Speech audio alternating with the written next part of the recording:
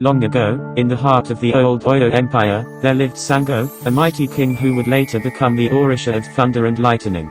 A warrior unmatched, his voice could shake the skies, and his breath could call fire from the clouds. Sango had many wives, but two stood out in legend: Osun, the goddess of fertility and fresh waters, and Oya, the goddess of wind, storms, and transformation. They were both powerful in their own rights. Osun, the gentle river, was soft-spoken but never weak. She was known for her wisdom, healing abilities, and her deep connection with the spirit of the river. Osun nurtured life plants, people, and ideas. She ruled with subtlety, grace and a calm that many mistook for passivity. Oya, the wind that shift, was fiery and a whirlwind. A former river goddess in her own domain, she became the wife of Sango, after demonstrating courage and spiritual powers.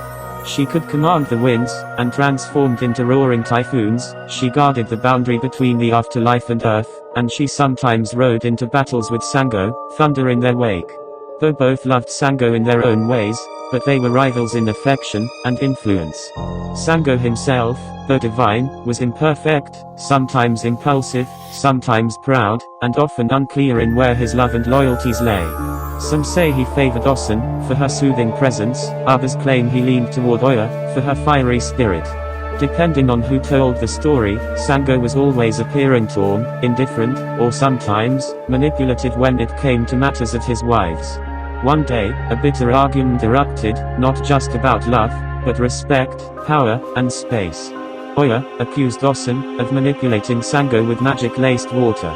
Osun accused Oya of stirring up spirits and jinxes in her wake. Although no one truly won, there was further confusion and strife in the kingdom, and so they both made a decision to leave the kingdom. First, Osun walked away from the palace. She journeyed deep into the forest, near what is now Osogbo. She found peace among the trees, by a quiet stream. There she merged with her environment and the gentle water, that still carries her name till this day, as her spirit lived on it the flows and current of the river, blessing women with fertility, granting protection, and accepting abolitions of honey, cola nuts, white clothes etc. Later, Oya, heartbroken but proud, disappeared toward the east. She traveled to the banks of the Niger River, near the confluence with the Benue River. Some say she leapt into the waters in a rage, and was swallowed by its strong currents. Others say she transformed willingly. She became one with the river, now sometimes called Odo Oya, by the old priestesses and priests. Her river stands as a symbol of strength, rage and transformation. And Sango, the Thunder King, mourned in his own way.